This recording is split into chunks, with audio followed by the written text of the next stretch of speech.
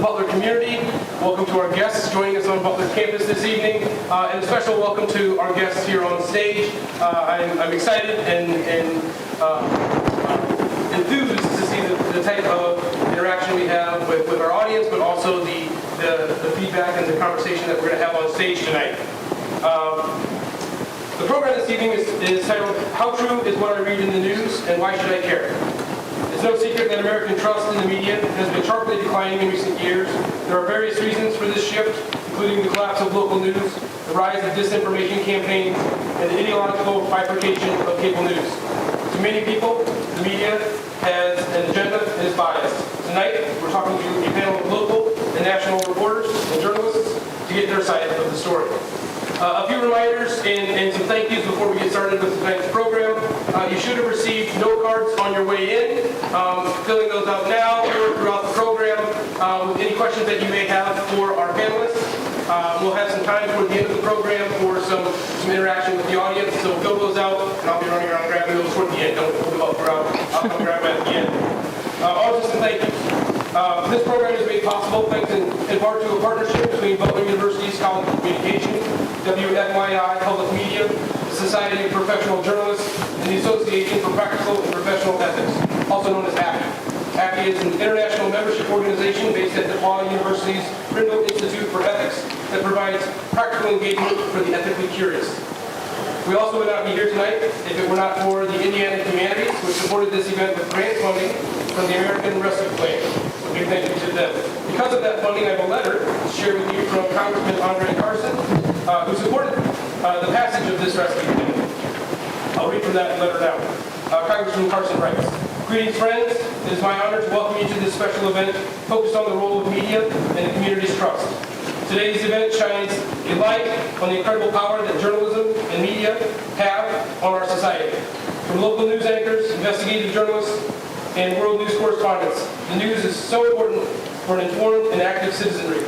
Alarmingly, eroding trust in the media is clearly seen due to increased polarization of our electorate and the rise of conspiracy theories in the media. I applaud you for engaging in this important conversation as we work to restore trust in the news, facts, and truth.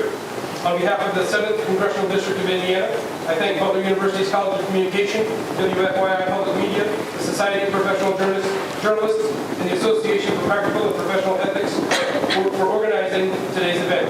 Enjoy the discussion. Please do not hesitate to reach out by the means of support and further conversation." With all that being said, I'd like now to introduce you to tonight's moderator.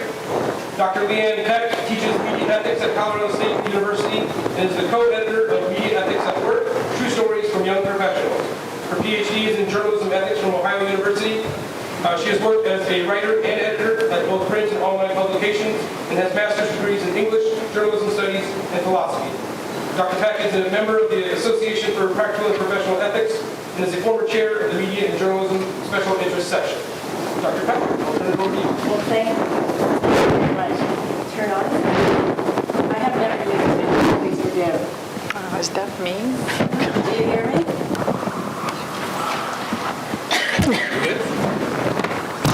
Yeah, I think so. Okay, am I too loud? All right. Well, I'm so happy to be at Butler moderating this important panel. And to many of you who registered, I want to say that you asked so many good questions and made so many good comments about the topic of this discussion. So what I will do is I will ask our panelists, whom I will introduce to you in a second, questions that we have already decided upon. But if your questions and comments are not answered through the prepared questions, there will be a time to ask questions at the end of the formal panel discussion, okay? And write your questions on those cards, and someone will be by to pick them up at the end of the formal panel discussion, okay? So let me introduce you to our panelists. Just a second, here it is. To my left here is Farah Yusri. She covers health equity for Side Effects Public Media, a Midwest health reporting collaboration based at WFYI in partnership with the Indianapolis recorder. She focuses on healthcare disparities in minority communities across the Midwest. Before moving to the U.S., she worked as a journalist for local news organizations in Egypt. Next to her is Erica Heron, and she's the education reporter covering state education trends and policy in Marion County schools for the Indianapolis Star. Before joining the Star in 2017, Annika covered education for the Winston-Salem, North Carolina Journal and business for the Greenfield, Indiana Daily Reporter. She's a graduate of Butler University and is originally from Elkhart, Indiana, and she teaches a class here now too. Next to Erica is Eric Wemple, and he has been doing journalism in and about Washington, D.C. for more than 2 decades. He began covering export controls with an emphasis on the Commerce Department, long since renamed Bureau of Export Administration. Then he took a liking to local affairs, which turned into a position as the loose lips columnist for the Washington City paper. And finally, he landed at the Washington Post, where he is today, and he reports and opines on media organizations of all sorts. Okay? All right. So, let's get started with our first question here. Okay. Eric, I'll start with you, and then you two can add to whatever he says. Eric, what happens in your newsroom to give us faith that the news being reported is not fake, but rather is truly fact-based? How is this accomplished, in other words? And you all allegedly work for credible organizations, okay? So that's a plus to get started with. But what does happen in your newsroom? Well, I would say editing. I think that is the brand promise for serious news organizations. We have a lot of people supervising us, a lot of people scrubbing the copy. My stuff may be read by 3 or 4 people before it gets onto the web. That is something that can be a luxury, especially today, given the sort of media environment, especially among local papers. They often don't have that sort of redundancy, the sort of resources to have many different sets of eyes review something. But I would say just at the Post itself, the Post, when I started at the Post, which was 2011, it was, like everybody else, sort of struggling with the national depression, national economic downturn, and with a specific media depression at the same time. It was a double whammy, and the Post staff it did like 5 buyouts for older employees just to try to get the payroll down. And so this was not a particularly prosperous time for the Post. It was a time, too, when we had fewer editors. And so my stuff got much less oversight. And I think that was part of sort of like a plan at the time. There was more of a bloggy sort of sentiment and sensibility in media back then. And over time, we beefed up. This is in the opinion section of the Washington Post, which has grown and beefed up its editing and so on and so forth. I mean, there is a loss in there. Your stuff doesn't land on the page as quickly. It doesn't hit the web as quickly. So sometimes you don't get the same amount of audience, clicks, however you want to call it. That can rub both ways. But I think editing is the thing on this, is that we spend a lot of time poring over this stuff and trying to make sure it's right. And when it isn't right, I would say that we all have convulsive digestive failure of some sort or another. It is a miserable experience when we get things wrong, and I would point people to the recent Sarah Palin New York Times trial, where the New York Times made a very, very, very serious mistake about Sarah Palin. Part of the stuff that came out through that trial was that the editorial page editor at the Times couldn't sleep that night. He was sending emails to his associates at 5 a.m. saying, we need to figure this out. I've heard that this is wrong. it is an agony that is exclusively ours among people who do practice real journalism. Anybody who's been there, who's made a big mistake or a small mistake, it is a physical phenomenon. And it's not something that people see, but it's something that I believe we feel, and I would point that out. So I could go on, but I'll shut up at this point. Well, thank you, Eric. Farah, what happens at your newsroom to give us faith that the news being reported isn't fake? Yeah, so I remember during journalism school, one professor said something, I don't know if he took it from someone else who said it, but they said that a journalist is paid to keep their opinion out. So that's why people, pay us in order to, to transcend what we feel, or how we feel about a certain topic, what we think, and deliver, the facts.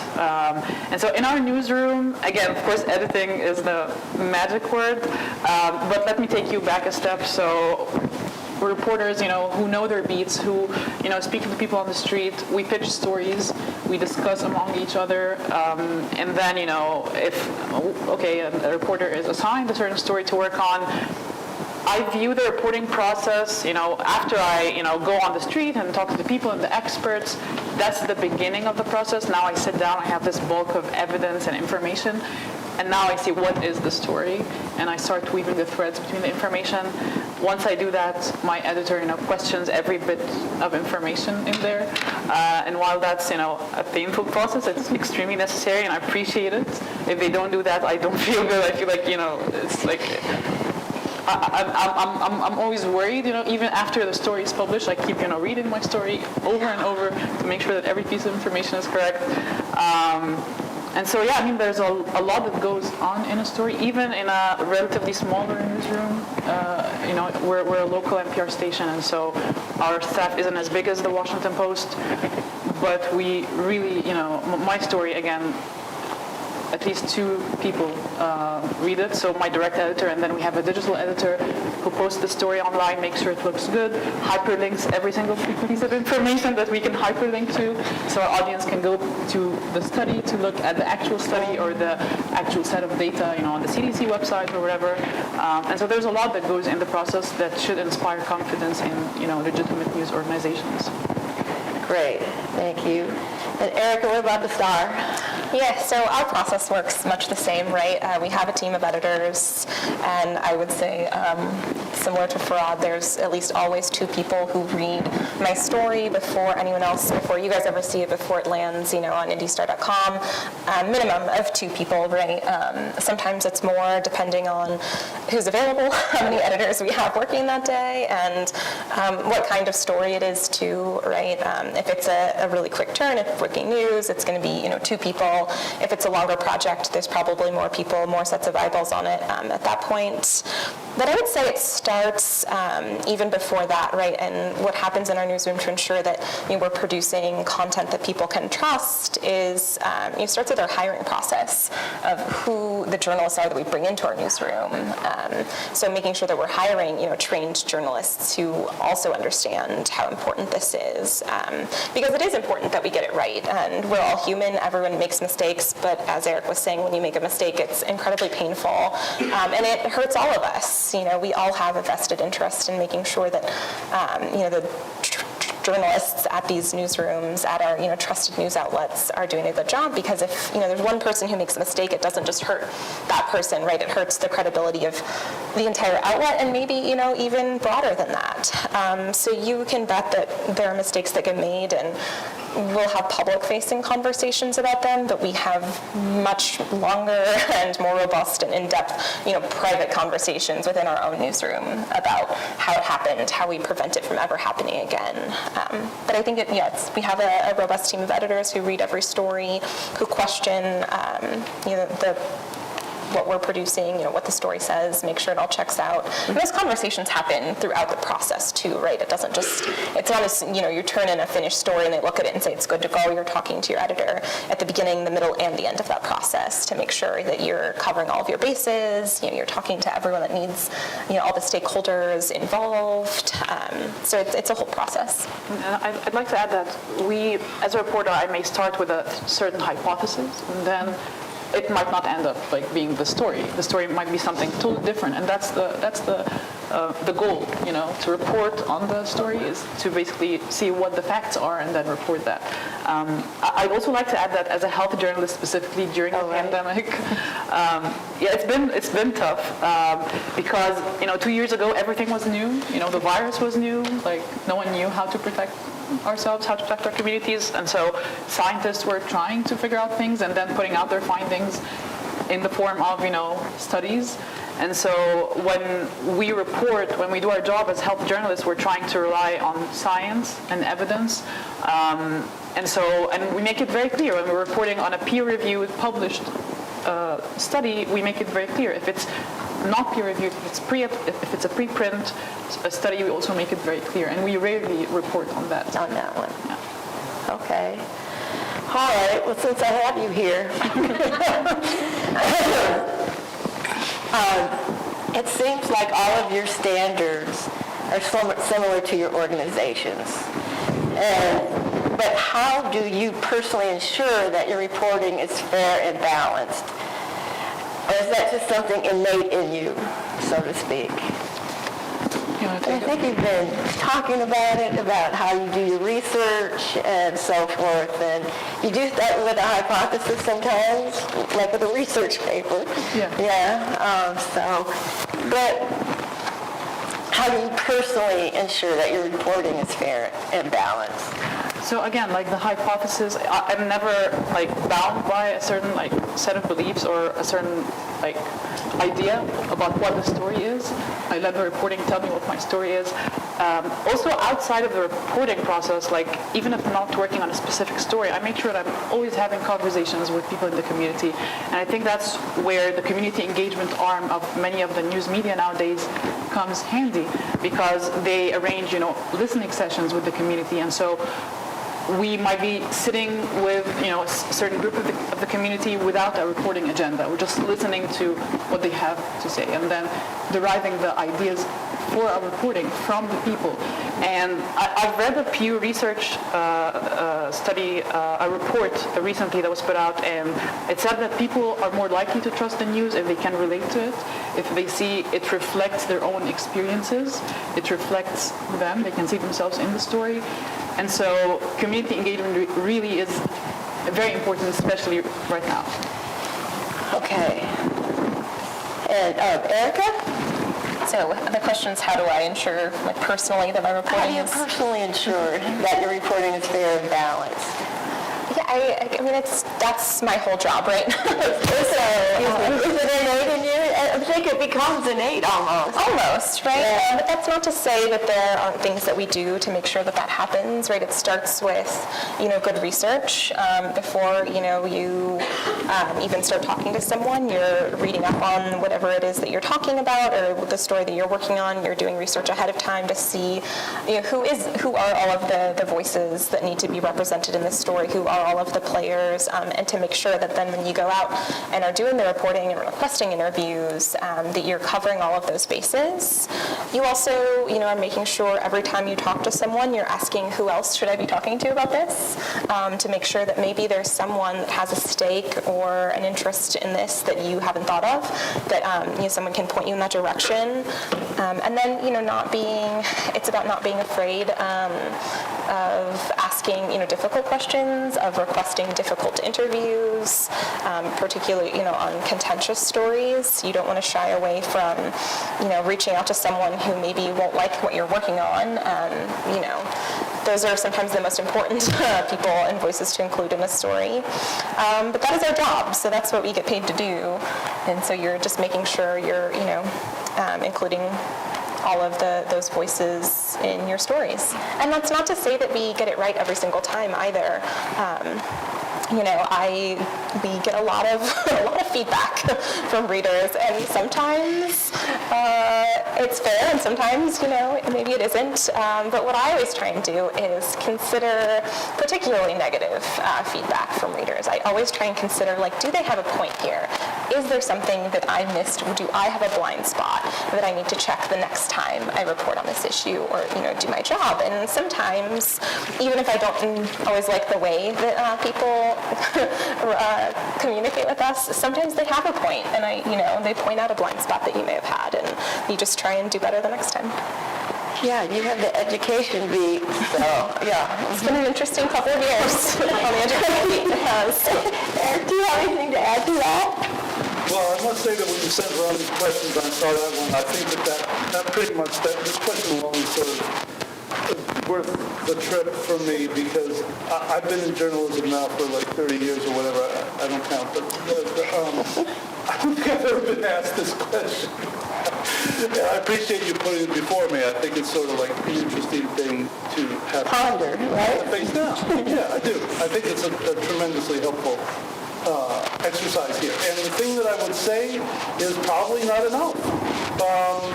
Now, in contradiction to what Farah said about, she's paid to keep her opinions out, I work on the opinion side of the Washington Post, so I'm paid to insert my opinions into the copies. That's my job.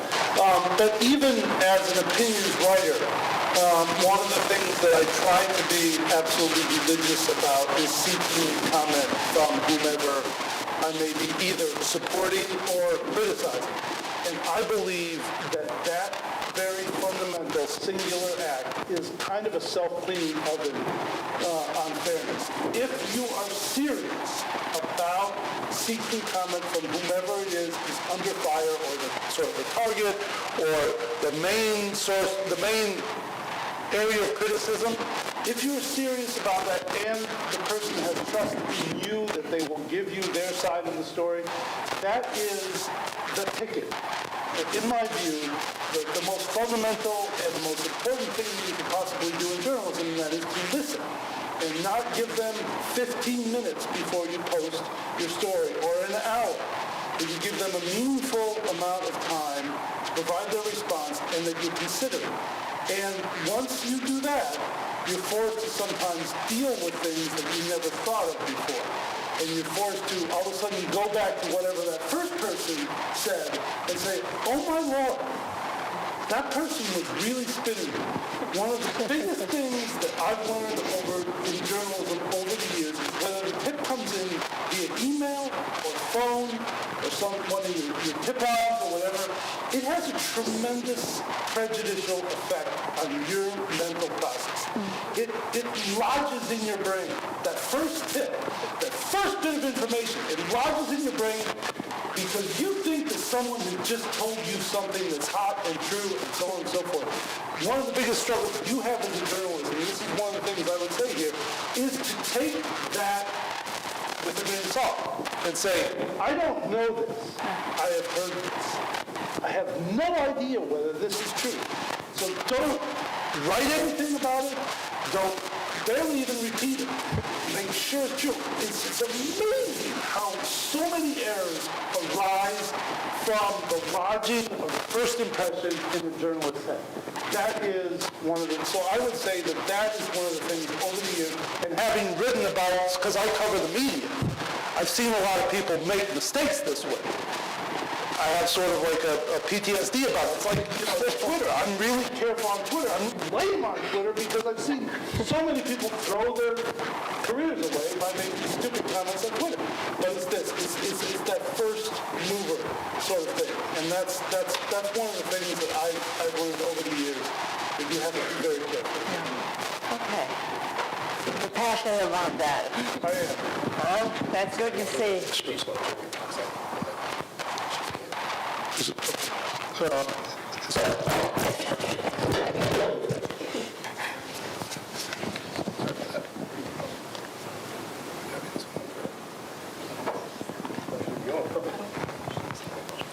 Okay. So, next, I'd like to ask you, Erica, what are the ethical standards that you and your organization adhere to? In other words, does your organization have its own code of ethics, or does it use a code such as the Society of Professional Journalists Code?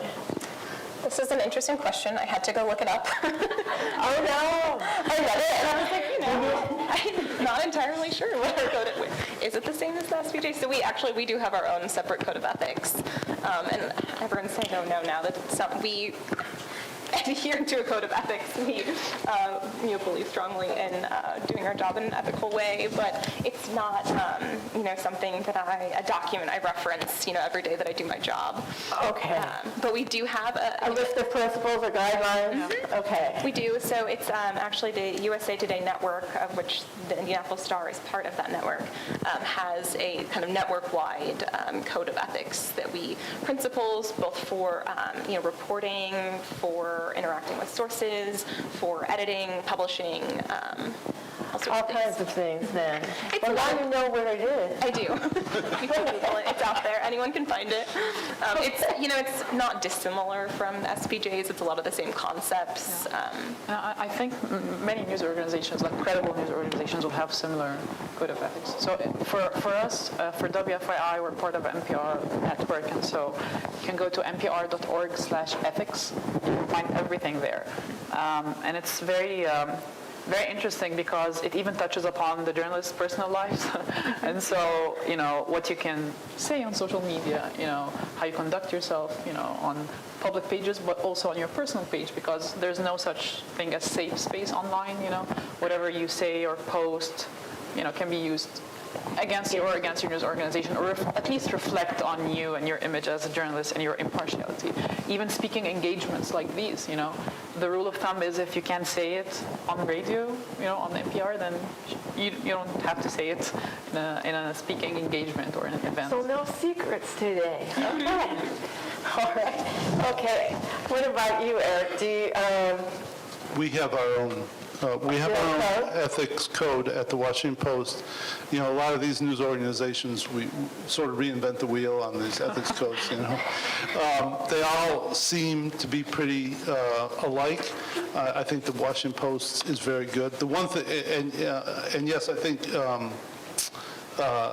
in almost all cases that if you read the code and you comply with the code, that's another element of trust that I would point out on this front that I don't believe there's a single television network, including the cable news, that publishes the Washington Post and NPR and the New York Times and so on and so forth. I believe your chain too publishes them. Your cable news networks don't. In fact, I covered a story once where CNN fought in court to keep its standards and practices guides under wraps. So they fought in court, and they actually had the judge reviewing their guidelines in his chambers to make sure that they did all these took all these steps to make sure that the document did not go public. Fox News, same thing. I believe MSNBC, the same thing. I could be wrong on that. But there is a completely different ethic among newspapers and among television outlets with respect to publication of ethics guidelines. Because they don't want to be busted for, not following their standards and practices. Yeah. Okay. Eric, can I keep you there for the next question? Sure. And we talked about this last night. For years, SPJ and others have been fighting the controls that have grown up over the last 3 decades, banning reporters from speaking to people in government agencies, etc., until they go through the authorities, often public information officers. And they may have to jump through 2 or 3 hoops to talk, or the reporters might have to. Yeah, this is the PR industrial complex doing this job. My feeling about the PR industrial complex is that there are some really good professionals in there, and when they work for organizations that respect the job of the press, they're tremendously valuable and helpful. And I want to give a shout out to those people. I work with them all the time. The people at the New York Times, for example, are simply outstanding. The Atlantic and my own organization, I believe, are damn good it on this front. But there are a lot of places, what's going on there is that this is the federal government saying, no, you can't speak to anybody until you go through PR, and then they have minders during the interview, right? They have the PR person alongside saying, that's off the record, that's on the record, and then they hassle you afterwards. It's not just them being in the meeting, right? That's one thing. Okay, you're in the meeting, so you go back and forth, take your notes, make your recording. They're on your case after. They just keep on hounding you. What are you writing about that? Are you including this? Are you including that? Don't you want to say, this person has extensive experience here and blah, blah, blah. So it becomes this control, and after a while you say, this just isn't even worth it. But yes, this element of control, the thing that I would point out about it is it ratchets only in one direction, right? Like over time, as I say, the PR industrial complex gets new ideas on how to control the message and how to crack down on reporters, and they never ratchet it back. Like nothing is ever undone. So this is an example, and it's huge in Washington. I don't know how it is here, but I imagine it's the same way or much the same way. And I do think, this is one point I'll make, I do think that the organizations that don't do this, that treat reporters with respect and aren't so defensive, that it benefits them in the long run because you give them the benefit of the doubt, you work with them, and you have a better feeling as a journalist. That cannot help but ooze into the copy. Wow. Erica, do you have anything to add? I don't know that it's quite as intense at the local level, but it certainly exists, right? Even local, public school systems that I cover, you have to go through their communications person, to talk to anyone in the district. So that certainly exists. I don't have them calling me and hounding me about my stories necessarily. But that gatekeeping aspect certainly exists. And there are really great ones that I love working with who are incredibly helpful, who do everything they can to, make my job easier, to get me what I need, and they're great. I love working with them. And then, sometimes it can be a real challenge to get access to the things that you need, which is, I guess maybe. Do you find that the PR people or the whatever you want to call them, the public relations people who used to be journalists are the easier ones to work with because they know where you're coming from? Do you know who those? Sometimes, yes. Certainly, right, it helps if they've worked in the industry because they understand. I think the hardest thing for people to understand sometimes if you haven't done it is like the deadline aspect. So when you need something quickly, like if you haven't worked in this industry, you might think that in a week or sometime next week we can set up that interview, and actually I need it in the next 3 hours. So that part is probably the biggest challenge. But they also, I think sometimes people that have worked in media before also understand how to weasel their way out. Yeah, how to slow play it. They know that you need it in 3 hours, so they're not going to give it to you. Yeah, it's not something that they want. So they also can sometimes know too much. Yeah. No, for radio also interestingly, sometimes, when you hear a radio story on NPR, it has so much natural sound, a scene and all of that. It doesn't come naturally or intuitively. You have to actually go look for the sound and record it. And so sometimes I ask a PR person, can I come, record the person putting the medicines on the shelves in the pharmacy? And she's like, what are you asking? And so, yeah, it's a challenge. And during the pandemic also, one thing that stood out to me was health departments. I haven't succeeded in getting a phone interview with them in the past couple of months, but I understand because they're extremely, short-staffed, they're extremely, stressed out with everything, but it has made at least my job at some point, harder than it should be. Sometimes, you just need an interview, an in-person interview and not just an email back and forth. But yeah, on the local level, I don't think it's as intense as Eric was. Okay. I'll just stick with you then again. So digital disruption is the question. How has the rise of social media disrupted or changed the way you and also your readers, viewers, or listeners consume news? Do you need to get online clicks on what you write where you work? Is this a pressure for you? So working for public media, I feel like I'm blessed. I don't have to worry about that. I've never had an editor tell me, like your story didn't get much clicks, or at least like No action. Yeah, I've never heard that working. Maybe like I don't know, other people hear it, but no, I've never heard that.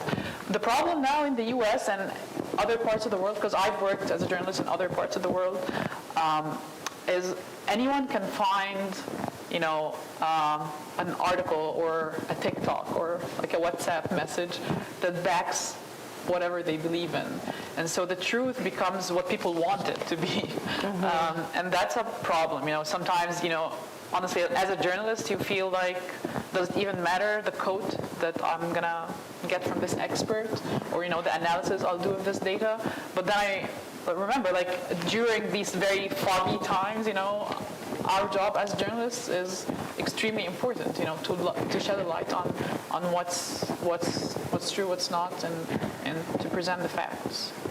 Okay. So, it's challenging, the misinformation that's going on, but it makes our job even more important than ever. Good point. Eric, what about you? Could you repeat the question? Yes, I could. It's about digital disruption, and how has the rise of social media disrupted or changed the way you and also your readers or listeners consume news? And the side question was, do your editors want you to get lots of clicks on your pieces? I don't remember having, look, every news organization is cognizant of what gets web traffic, and we have the analytics, we have those tools. But a good media organization, and I do believe ours is a good media organization, is careful to modulate how, the knowledge of clicks versus decisions about stories. And I have not seen that bleed into like pressure on me to do any particular sort of story or any even the story. We optimize things. We want to make sure that it's searchable. We want to make sure that people looking for this content can find it. So the optimization is really important. It's not necessarily, a mercenary, cynical play for eyeballs and clicks, clickbait. So I think optimization is an important thing because people who are looking for stuff should be easy. It should be easy to find your stuff. So that's there. But I really have not experienced this sort of pressure. I do think that at most news organizations, some reporters take it upon themselves because they want to see the Twitter likes. They want to see. So that's another. This whole idea that reporters are building their own brands and so on and so forth. That's another area altogether. As to the overall disruption, it's total. I started in journalism in the sort of the early 90s. That versus now, there's just really no comparison whatsoever. When I was editor of the Washington City paper in the early 2000s, or the aughts, however you call them, I had fights with my management because I had scoops and I wanted to post them. And they said, no, that will depress pickup for the print product that comes, it hits the street 5 days later. I'm like, oh, come on. That's not, you cannot possibly demonstrate to me. So they wouldn't let me use the web. And this was in 2003, 2004, and don't get me wrong, I loved my ownership. They were the best. I will never, ever, ever, this is not like me trying to settle scores, but just to sort of tell you where we were then. They thought that if we worked the web too much, that people would not pick up the print edition, which was where all the advertising money was at the time. Yeah. So now it's just like, it's flipped 100%, so. Erica, what about you? I went to a local newspaper in Colorado a couple years ago with one of my classes, and they had screens up in the newsroom, which it showed the stories online that were getting the most views. And I don't know if that happens in your newsroom, and what does that do? Did they use that to say, oh, we're never going to report on a school board meeting again? What happened? Oh, school board meetings are where all the clicks are right now. Oh, okay, so never mind. Last 2 years? So we don't, I'm trying to remember, I don't think we have those up anymore. Oh, really? Okay. I have not been in the newsroom that often in the last, well, we've really only started going back to the newsroom the last couple of months, and it's still entirely voluntary, so I haven't been there much, and I don't think we have those up anymore, but we used to. Like pre-pandemic, we would have the screens in the newsroom that showed like live traffic on the website, so what the top, 10 stories are that were read at the moment. I mean, I would be lying if I didn't say, if I said we didn't care about traffic, on our stories. But that's, again, not for necessarily cynical reasons, right? Like, you want people, you believe in the work that you're doing, you think the work that you're doing is important, so you want people to read it, right? And you don't want to just be like writing great important stories for yourself, right? So you're hoping that people are resonating with them, they're finding them. So we do certainly look at our, clicks, our traffic, to see what is working and what isn't, and try and learn from that. I have never been given like a click quota. I've never been told you need to get more clicks, or you need to do more stories on this topic, or you can't report on this topic because it's not doing well. So, we're not making journalism decisions based on that, but maybe there's a story, that you think is important and you want to do, but you're seeing it's not performing well, right? Like, not a lot of people are coming to it. So you do start to think about, what can I do differently to get the people that need to read this story or need this information to it? How do I, connect the audience to the work that I'm doing? Can I make one other point, and that is, I think that as journalism moves more and more towards a paywall subscriber sort of model for our sustenance, that the incentive structure here is becoming a bit more healthy, in the sense that subscribers who pay for the content are more likely to be incentivized by enterprise stories, I think, more than commodity clickbait that they can get anywhere else on the web. So I think that is, that has some perverse incentives and some perhaps unconstructive incentives, but I think for putting the era of, clickbait, Hollywood, or, cat videos or whatever, that's a positive development, that more and more news organizations are seeking the content that will get people to pay for the content. We spend, I think, more time looking at which stories are, driving the most subscriptions, or that our subscribers or current subscribers are, responding to. We spend more time looking at that, although we have a lot of conversations about how do you balance this, right? How do you deliver content for your subscribers that keeps them coming back and wanting to keep renewing their subscription with you, but then also how do you, what do you do to bring in new eyeballs and new, potential subscribers, and that balance, you're always trying to weigh that.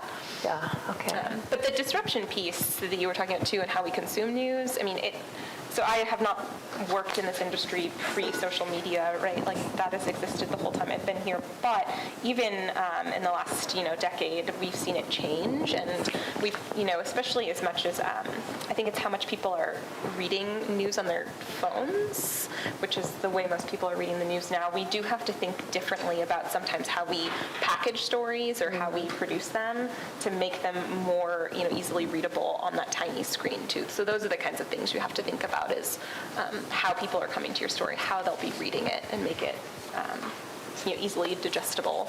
Right. Yeah, if I can add one point. Yeah, sure. So, especially for health reporting during the pandemic, a big problem has been that, so the pandemic is happening everywhere across the globe, and so at the same time, and the public engagement with science has been unprecedented, and studies are coming from everywhere across the world, posted on preprint websites, and then those preprints are showing up on your grandma's WhatsApp group and your uncle's Facebook page and all of that. Yeah, and so the problem here becomes, science naturally is contentious. It's all about questioning and filtering out the bad data from the good data, and then coming to the best conclusion. And that's how it's always been. But the public has never had a front row seat to this process, and so the problem is when those preprint studies, are all over the place, and then they are either corrected, retracted, removed, or another study refutes their findings. There are two ways people react to them. Either they say, yeah, the scientific process is working, peer review is great, it's working, filtering out the bad information. But the other way of looking at it is some people think that peer review is a form of censorship, that legitimate, scientific knowledge is being withheld for whatever political or social reasons. And then it becomes harder to convince them otherwise if they can't believe the science.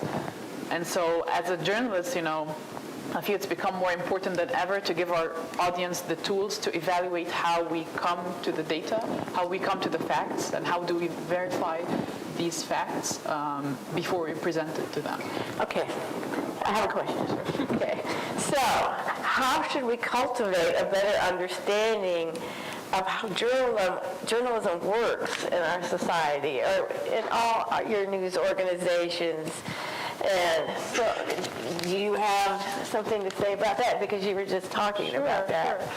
Sure. Yeah, so I feel like because there is all of this misinformation online, there are sort of what we call echo chambers. People are just saying the same thing and then they're reinforcing the beliefs they have. I feel like maybe as a journalist we need to break through these echo chambers, as scary as this sounds. But it might be important, to engage with people online. Our job is inherently to engage with people, but because these things are moving online more, we need to maybe engage more online. But also there were several reports on actually how can the media, inspire more trust. And they've said that they surveyed the public and surveyed journalists. And so they found there's a mismatch between what journalists think the public know about journalism and what the public actually knows. So for example, like many people in the public, they don't know what's an op-ed or what does an attribution mean, or maybe they know about anonymous sources but don't know why journalists use those. So I feel like maybe it's important to clearly explain those things, make sure again to give our audience the tools to evaluate how we do our job, make it very easy and accessible, our code of ethics and all of that. Right. Eric, anything? So how we're going to Inspire more trust. inspire more trust? And how can we let readers, viewers, listeners cultivate a better understanding of what you three do? Any ideas? I must say, I saw the questions beforehand. These aren't hitting me for the first time. But I've struggled with this one, not only in this particular exercise, but more generally in the past, because this issue has come up. And the only answer that we journo nerds are really prepared to offer is, I'm just going to do my job. And that's what we always come back to, and do a good job and, listen to people and improve and improve and improve. The Times, the New York Times, for example, launched a team on trust last year. So they have this team that is examining matters of journalistic trust, and I read the announcement. I should, if you give me your email address, I'll send it to you. I couldn't understand what the hell they were talking about. It was this, it was like some of the best writers in the world writing this mission statement for the trust team, and I honestly couldn't figure it out. So I think that's your answer. It's very difficult. And once again, I'm not really a nasty guy. I think this is basically a good thing to try out, especially if you're the New York Times, you already have a newsroom about like 1,700 or 1,800 people. Might as well make a trust team, right? Sorry. But anyway, I think it's hard, and I would like to ask those guys what's going on with their trust team, and then maybe report back to the Butler community. That would be a great piece. But it might be, right? Because I think by this point, it's part of their standards operation, and the New York Times has this issue, right? This is a big deal for them, and so I can see why they're doing it. I just don't have a lot of ideas, because then I would have to do them in addition to my job. Oh, okay. Sorry. have I asked everybody the question? She hasn't. Oh, you haven't answered yet? Okay. We're running out of time, so how about I give you a different one? Oh, okay. Unless you have something that you're... I was just going to say, I think any opportunity we have to kind of like peel back the curtain from what we do and explain to readers how we do it, or audiences, or hopefully even people who, that's the hard part, I think, is reaching people who don't trust you because they're not going to read you, right? But anytime we have a chance to explain how we do what we do, I think is really valuable. We try and do that in a number of different ways.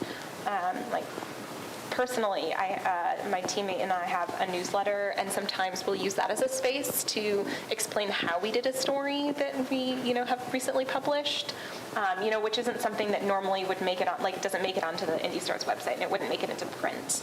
But even then, sometimes we do big projects. The reporters will do, like an AMA, or they'll do, a complimentary piece explaining how they did this big project. So I think any opportunity we have to like peel back the curtain a little bit, show people how we do what we do, is helpful. Right, because all three of you tonight have said things that people might not have realized that you go through, that your pieces are edited, that you're not just doing this on your own. And I just think there are some misunderstandings out there about what journalists do.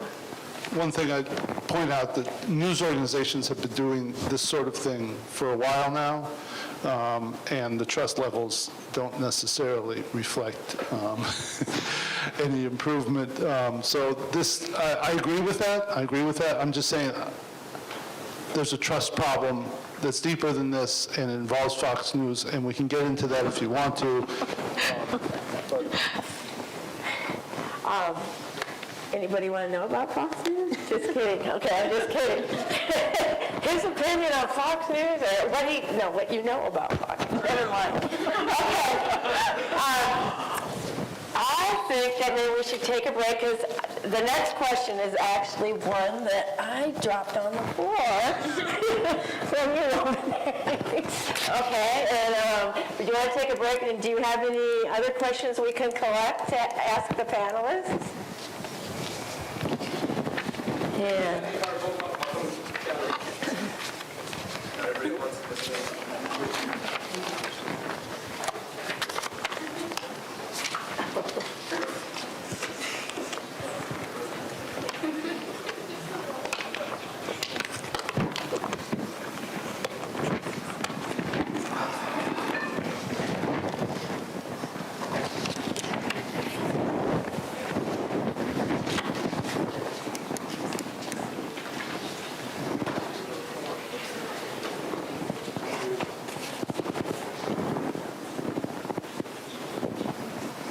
Okay, we'll take a little breather here. This is, okay, we're going to take it, and this is for the students in the classroom, in the auditorium here today. What internships experience did you have during college that got you where you are today? I think it's a valid question to ask of these professionals. Would you like to start? Yeah, so I studied journalism in Egypt in a university called the American University in Cairo. And when I was a student, the Arab Spring was happening my senior year. And so my sophomore year, I got involved with the college newspaper. I was a reporter, then a copy editor, and then I applied for the job of the editor-in-chief of the paper. I got that job, and that really was like a big step. It opened a lot of other job opportunities after I graduated. I actually got a job before I graduated. But during my college years as an editor of the newspaper, we would do stories on the Arab Spring, hardcore journalism. We'd go inside protests, be tear gassed, and yeah. So that's the kind of experience I had. I hope you never have this experience here in the U.S. That's how to get your next job.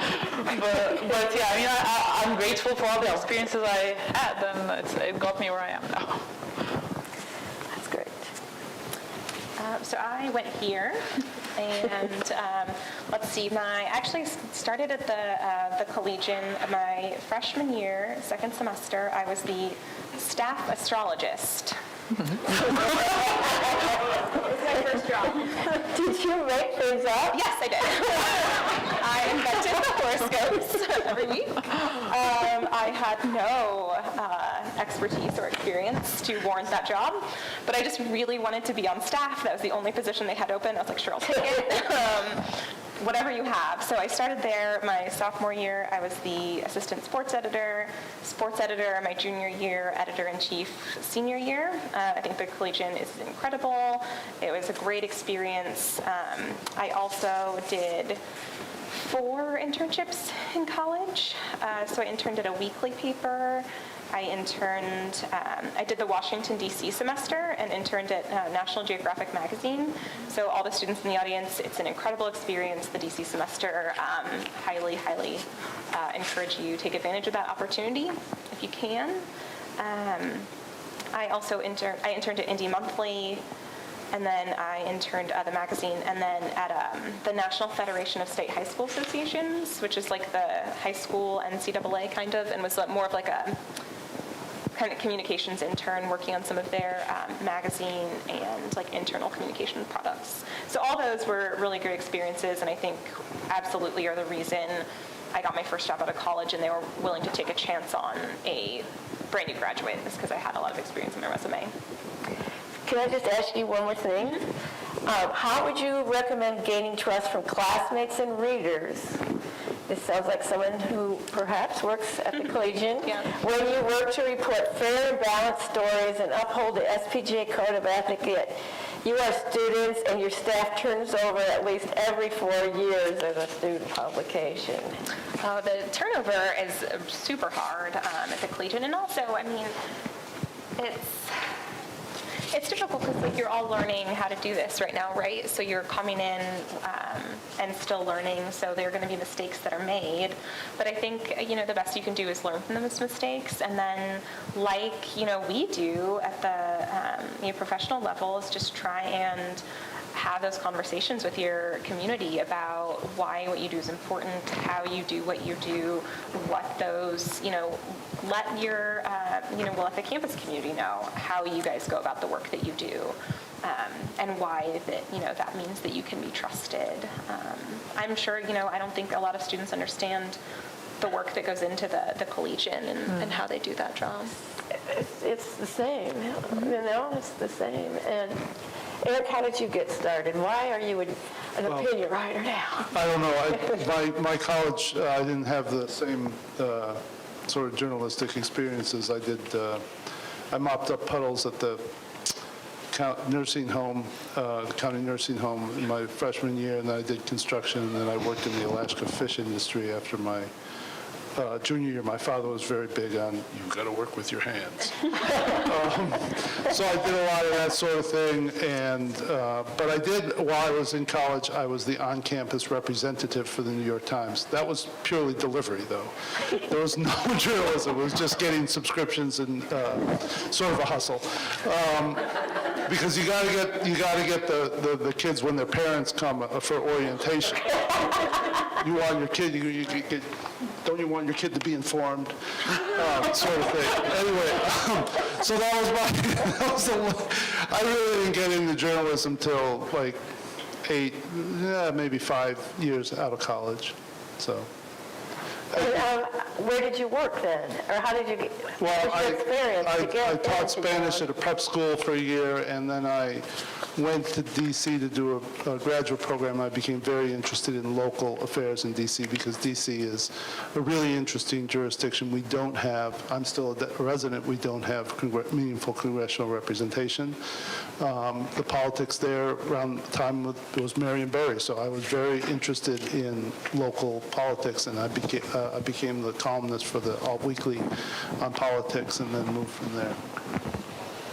I'd also like to add for like students and future journalists, right now it's very important to be able to do multimedia things.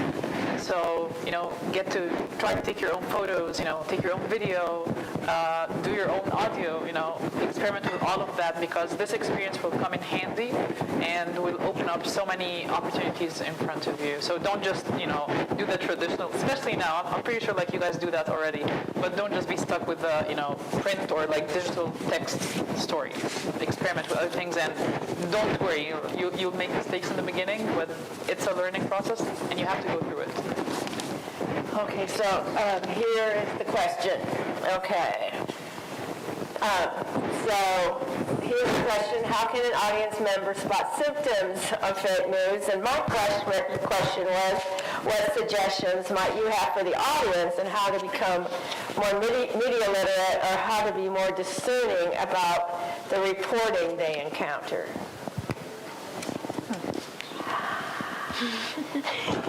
You're not a news consumer because you create the information. No, we're also news consumers. Well, I know. Okay, never mind. Is that too hard for you? So how to spot fake news, basically? I just want to mention right now is that if we have your email, if you registered online or registered here and we have your email, we will be sending out a message with a link to other links, a message with a link to other links, things that you can look at to help you discern real news from, I don't want to say fake news. What am I supposed to say instead of that? Disinformation. Disinformation campaigns. Okay, thank you. I'm sorry. Please forgive. And anyway, we will have that available to you. We have your email, and we'll send that to you. I have a lot of good links for you to look at to become, better. Look at all these things. Sorry. All right, so that's just an aside. So that's coming on. Let's see, what else do we have here? What do you think the role of journalists should be to correct misinformation? This was from the audience. And I think we've kind of covered that about trying to explain what we do. But to correct misinformation, Go ahead. No, please, you. Well, I do think there's an important role that we can play there, and we have this conversation, we've been having this conversation in our newsroom, particularly kind of during the pandemic, about when we see, misinformation, how we address it, or what we can do to combat it. And so I think first the distinction that we try and make, or the decision we make, is whether it's how to cover it responsibly in a way that isn't just highlighting, the disinformation. So is this something that's already, kind of running rampant, that everyone has seen, has already gone viral, or, would us covering it be giving a larger platform to dangerous, misinformation? So that's, the first conversation we usually have about that kind of thing is it responsible to cover this, or how can we do it responsibly?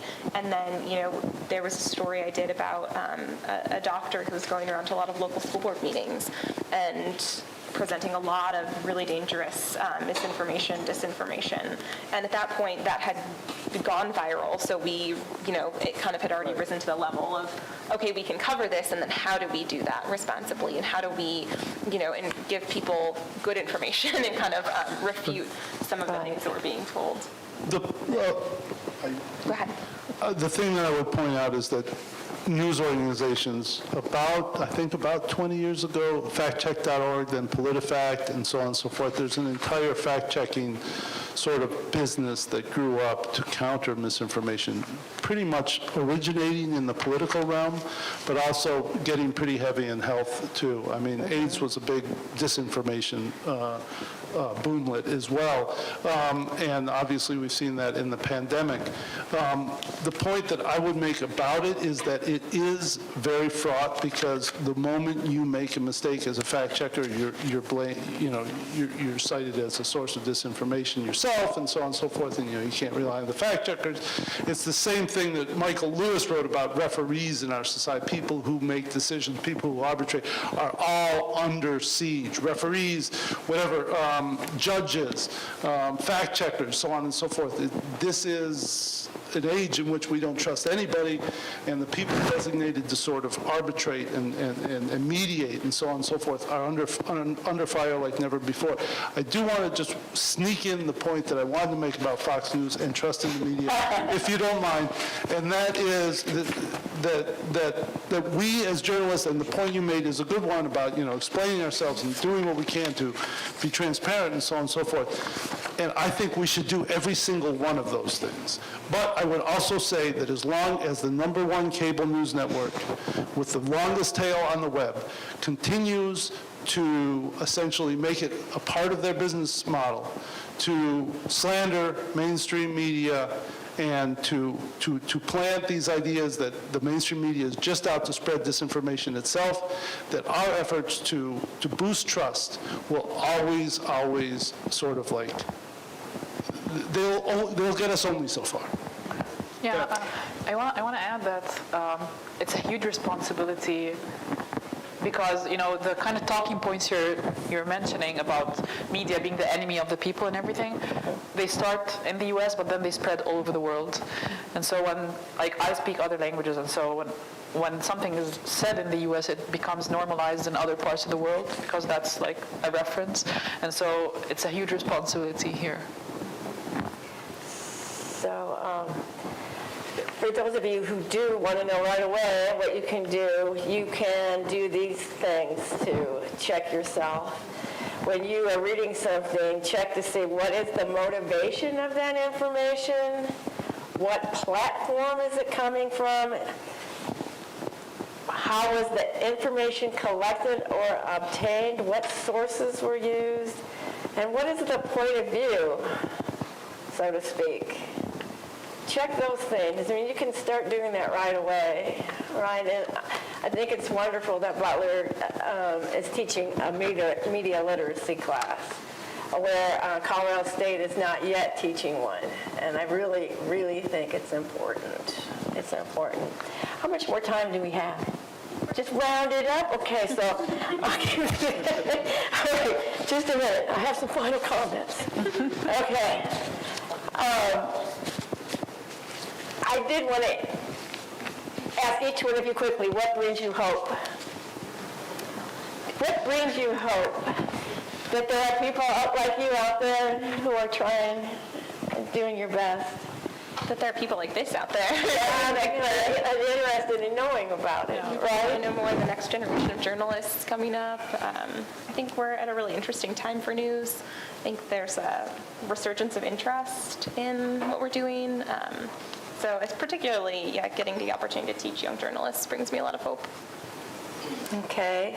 And anyone else? Do you have any hope? You don't want to say anything, you don't have to. It's okay. I'm trying to end this on a happy note, an upbeat note. And you're going to talk about Fox News again, okay? No, I made my point there. Okay, all right. But let me just say that future media professionals, they really are not being trained to spread misinformation or create disinformation campaigns. They are learning in journalism schools about having the courage to stay the course and find the truth. But it is important for all of us to think critically about every story and piece of information we read or listen to. So let's thank the panel.